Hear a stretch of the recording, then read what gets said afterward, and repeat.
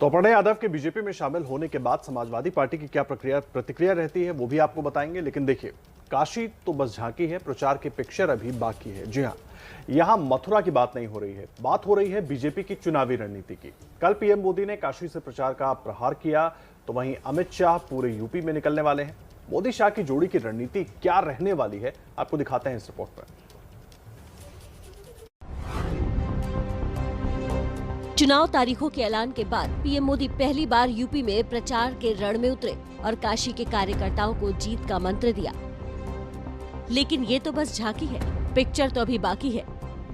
UP में विरोधियों पर बीजेपी ने डबल अटैक की तैयारी की है। बीजेपी ने जो प्रचार का प्लान तैयार किया है, उसमें पहले डिजिटल प्रचार और मैदानी जंग दोनों मोर्चे पर पुख्ता तैयारी है। और ये तैयारी की गई है बीजेपी के दो बड़े चेहरे को केंद्र में रखकर।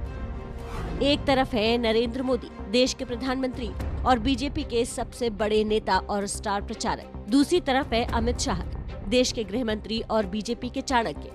पीएम मोदी यूपी चुनाव में डिजिटल मोर्चे पर विरोधियों का किला ध्वस्त करेंगे, तो वहीं गृह मंत्री अमित शाह मैदान में बीजेपी को ग्राउंड स्तर पर मजबूत करेंगे और जीत के लिए बीजेपी कार्यकर्ताओं को तैयार करेंगे। ये दोनों नेता 22 जनवरी के बाद यूपी के समर में सियासी दांवपेच का खेल खेलेंगे।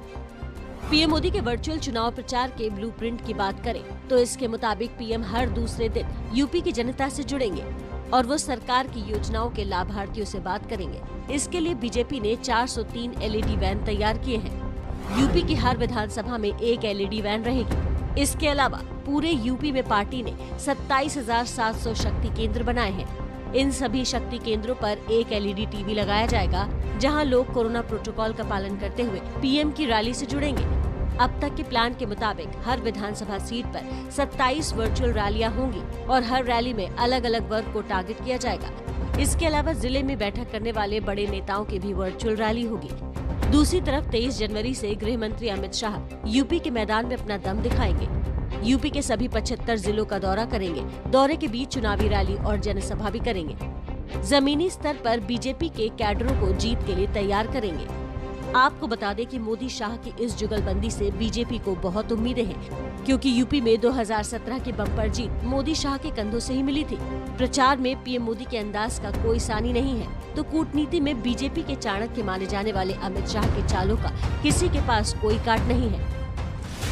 2017 के बाद से ही शाह और मोदी की जुगलबंदी ने बीजेपी को देश ही नहीं बल्कि दुनिया की सबसे बड़ी पार्टी बना दिया। इस जोड़ी के दम पर 2019 में बीजेपी की दोबारा सरकार बनी और पीएम मोदी दूसरी बार देश के प्रधानमंत्री बने। शाह मोदी की जोड़ी हिंदुस्तान की सियासत की सबसे सुपरहिट जोड़ी मानी जाती है। ऐसे में बीजेपी को अपने इन दो बड़े नेताओं से सबसे ज्यादा उम्मीदें हैं। तो वहीं एक सवाल है कि क्या 2017 की तरह ही ये जोड़ी फिर एक बार जीत का इतिहास दोहरा पाएगी।